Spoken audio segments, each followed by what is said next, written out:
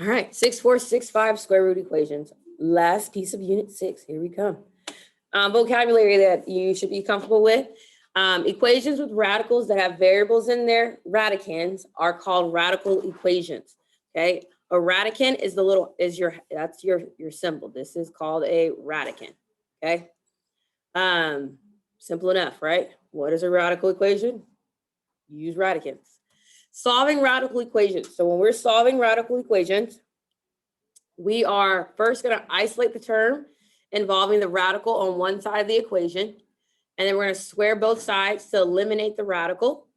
And we're going to use a plus or minus symbol when necessary.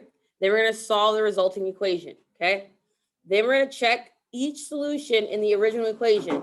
Okay. That's the key thing is we're going to check each solution in the original equation.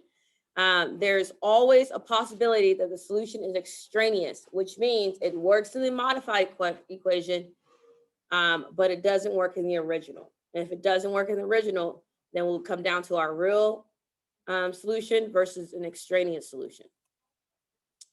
So here we go. We have example 1. What is the solution of 2 square root of x plus 9 equals 21? So these are our steps that we're going to follow. We're going to get the radical by itself on one side of the equation. So in order to do that,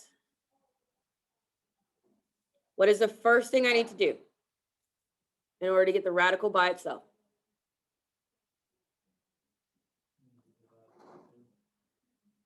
Remember, we have to do our PEMDAS backwards. So we're SADMET. There we go. So we're going to have to subtract 9.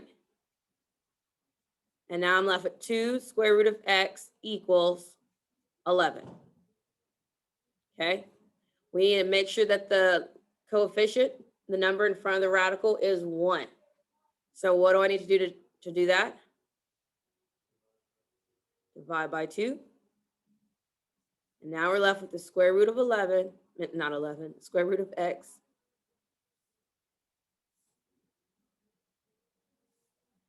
equals 11 divided by 2. Then what is our third step we need to do?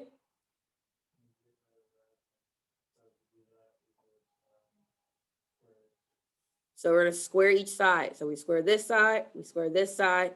And when we square a fraction, that means you're squaring the numerator and the denominator. So we end up with x equals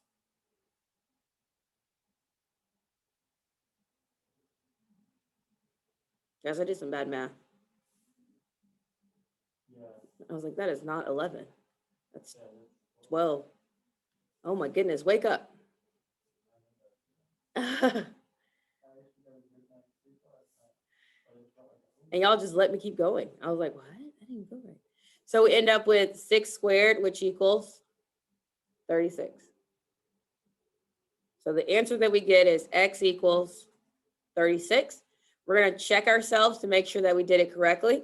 So we're going to substitute it back into the original. So we have 2 square root of 36 plus 9 equals 21. True or false? So we end up with 2 square root of 36 is 6 plus 9 equals 21. That gives us 15 plus 9. That gives us 12. I am horrible right now. No, you simplify first. 12 divided by 2, and then you square it.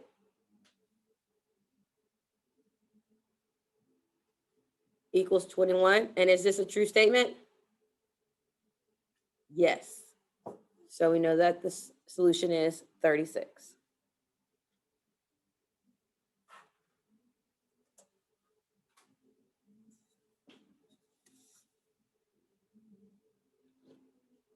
All right. So these are considered our easier type problems. So what I would like for you to do, you're going to do these 4 problems. So give you about 4 minutes to do these 4 problems. Before I let you go, we're going to set them up together. So if you notice here on the first 2, they tell us what our y is. So we know that y equals 30. So we have 30 equals 6 square root of x plus 1. Here it tells us that y equals 5. So we have 5 equals 10 square root of x minus 4. So go ahead. We're going to pause and I'm going to let you go. All right. So let's check and see how we did. So these are the solutions you should have ended up with.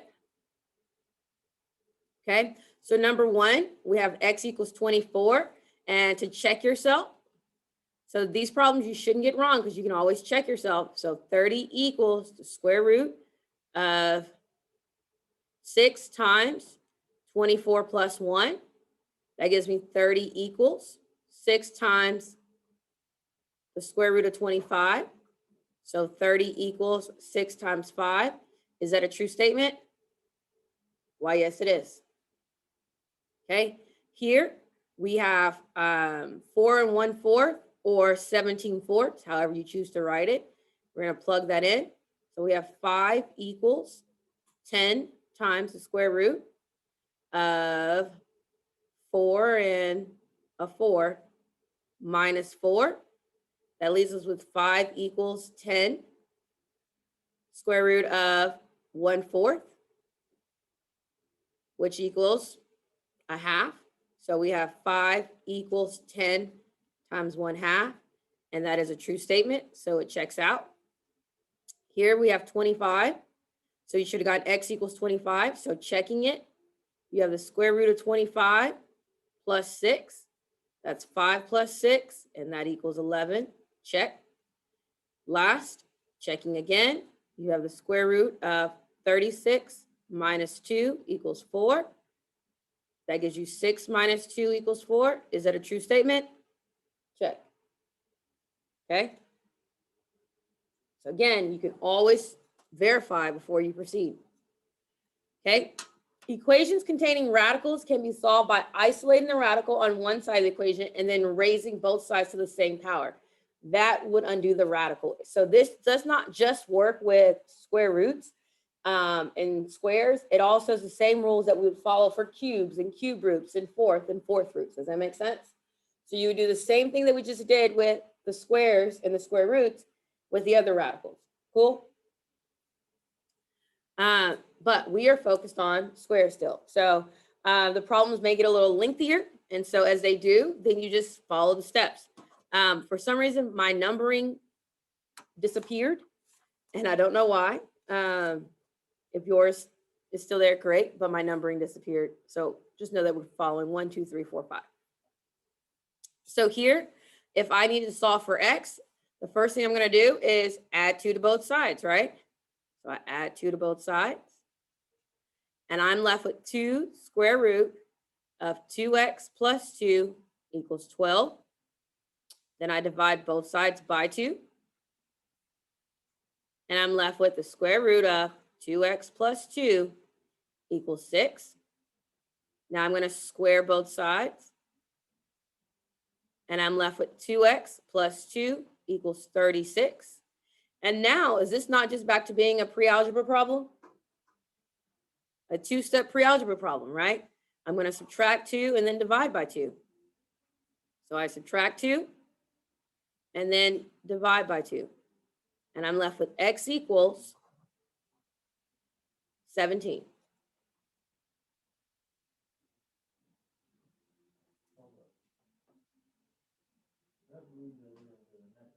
Yes. That's why I re-put the equation at the top of the box. You see it? All right. So again, we get x equals 17. I'm like, I don't know if I did that right. Well, what should I do? Plug it into the original equation. So 2 square root of 2 times 17 plus 2 minus 2. And I want to know, does it equal 10? So we have 2 square root of 34 plus 2 minus 2. And we're going to follow PEMDAS, so we're getting everything underneath the square root, because that counts as our exponents. That gives me 2 square root of 36 minus 2. And that gives me 2 times 10. I can't even talk. 2 times 6. My brain is going ahead of itself. 2 times 6 minus 2. And does that equal 10? Why, yes, it does. Okay, so just because the problem gets lengthier, does the process change? No, you just have a little more steps. Okay, so notice it was just a couple more steps, but still fairly simple, correct? We're just still using inverse operations, not adding on any new tricks to the trade, just still inverse operation. So I'm going to give you 5 minutes to quickly do these, and or less, seeing how you go. But here are your practice ones. All right, let's see how we did. So if you look up here, these are the solutions you should have gotten. And you can go through and do your quick check. So on the first one, if I plug this into the original, square root of 169, does it equal 13? Yep. On the second one, if I plug 8 into the original, so I have 3 square root of 2 times 8, gives me 3 square root of 16, gives me 3 times 4. Does that equal 12? Yes. On the third one, I'm going to plug into the original. 3 times 7 plus 4 minus 1. That gives me the square root of 21 plus 4 is 25 minus 1. That gives me, where we're at, 5 minus 1. Does that equal 4? Yes, it does. And then the last one, we got negative 3. So I'm going to plug it into the square root. 6 minus negative 3 plus 2. A negative times a negative is a positive. So I get the square root of 9 plus 2. Square root of 9 is 3. Does 3 plus 2 equal 5? Yes. Okay. All right. So now we're going to go into a different type of problem where we're going to have what's called an extraneous solution. Okay. An extraneous solution may satisfy equations in your work, but it does not make the original equation true. Okay. So we always check possible solutions in the original equation. An extraneous solution is going to happen when you have a variable outside of the radical. Okay. So if I have a variable outside of a radical, meaning if I have x equals the square root of x plus 1, there's going to be a potential for an extraneous solution. Okay.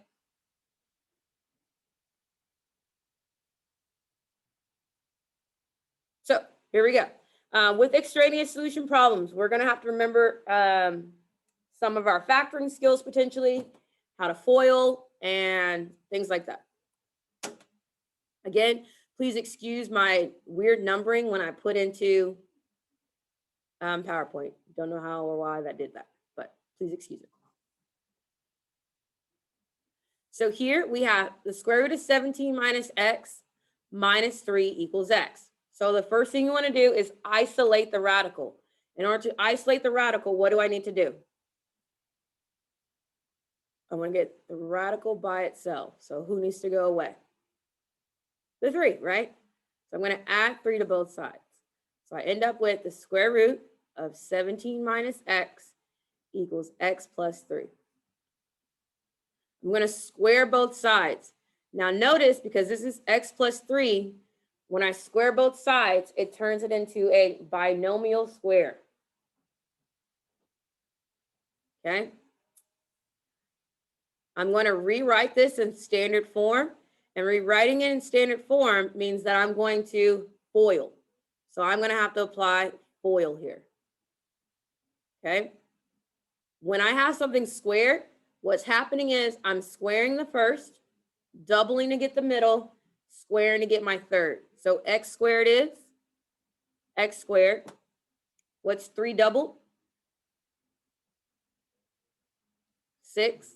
What is 3 squared? 9. So after all FOIL is said and done, I'm going to end up with x squared plus 6x plus 9. Okay? When you're writing in standard form, that means that all variables and numbers are on one side and it's equal to 0. So in order for that to happen, I'm going to have to subtract 17 and add x.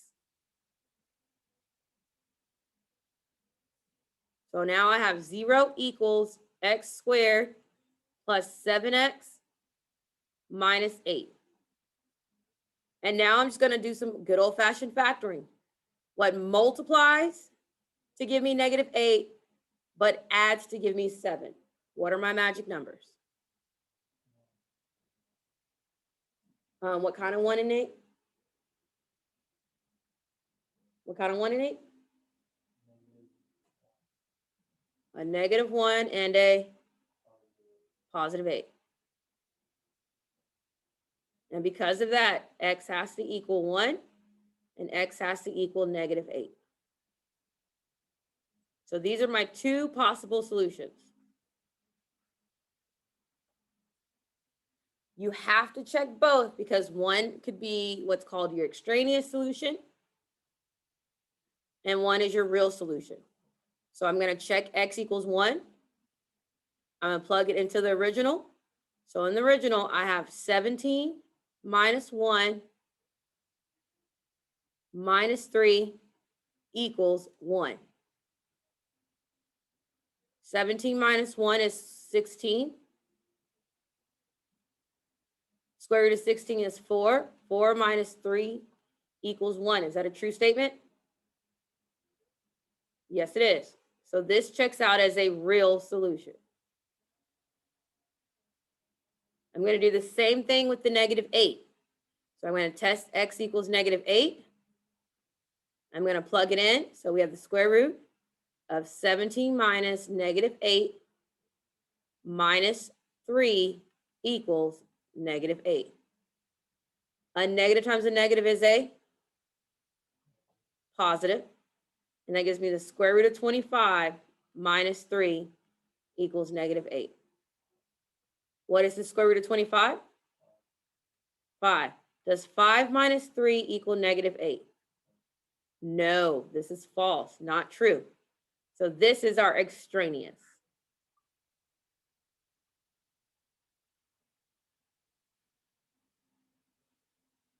So this is my real solution.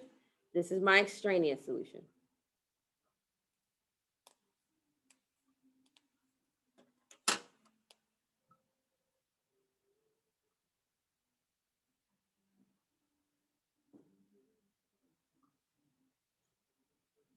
So this is what we've been building our skills up to.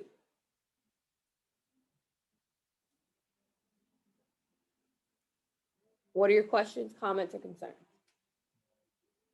Awesome. Okay, so I would like for you to try these two types of equations. So if you look on number 1, we have a radical on both sides. So I put a little hint there for you. And then if you look at number 2, we have a variable outside of the radical.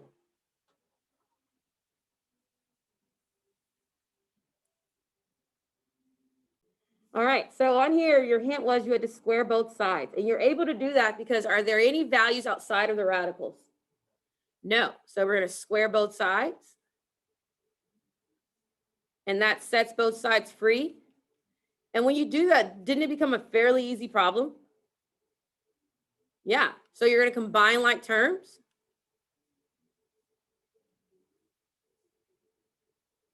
Cancels, cancels. And I'm left with x equals 2.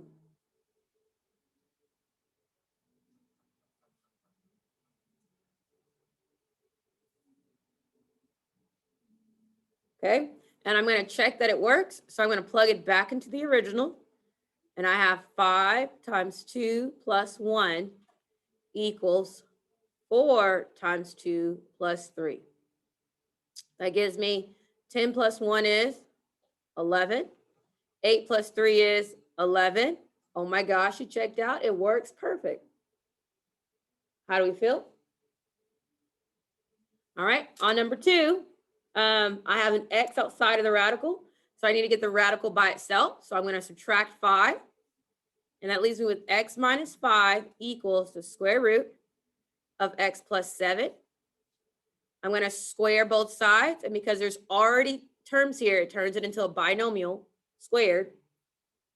And again, the shortcut to FOIL here is you square, you double, then you square. So x squared is x squared. Negative 5 doubled is negative 10x. Negative 5 squared is positive 25. And that leaves me with x plus 7. I'm going to combine like terms. And we have x squared minus 11x plus 18 equals 0. So it multiplies to give me 18, but adds to give me negative 11. You should have gotten x minus 9, x minus 2.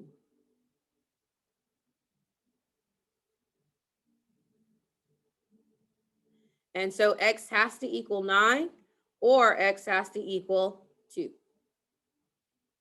So these are my two that I'm going to check to see if they are extraneous. So when I plug 2 in, I have 2 plus 7 is 9. Square root of 9 is 3. 3 plus 5 is 8. And I need to equal x. That doesn't work out. So that makes this my extraneous. If I plug 9 in, the square root of 9 plus 7 is 16. Square root of 16 is 4. 4 plus 5 is 9. That checks out. So this is my real solution. So x equals 2 is my extraneous. X equals 9 is my real. All right, the last thing is when you have word problems, sometimes the numbers are large and big. So if all else, you can set up and solve it in a calculator, in a graphing calculator. So I'm going to leave this for you to ponder over, but here are the steps for this problem. So we have an investment firm models its profit between the years 1990 and 2012 using this equation. P equals 1/16 times the square root of x minus 1989, where P is the profit in millions of dollars and x is in the year, Using this model, what were the profits in the first year? Well, for the first year, that's 1990.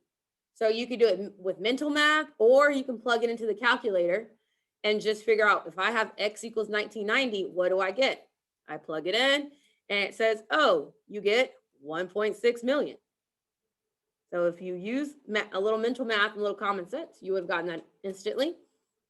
Then it says, in what year was the company's profit $6.79 million? Sorry. And so this is now saying I now have the value of P and I want to plug it in. If we're going to use a graphing calculator to do so, you're plugging in your one side of the equation in for y1 and then the solution in as your y2. And you're going to graph and see where they intersect, okay? Sometimes when you're doing this, you may have to change your window settings. So you may have to zoom in or zoom out, zoom in or zoom out, or change your settings in order to do so. If all else fails, you can still clearly do it algebraically. I can clearly divide by 1.6. I can square and I can add, okay? It's a doable situation by hand, but if it's larger numbers and you're in a pinch, these are the technology steps that you can follow. Cool? And that is it. That is the end of Unit 6.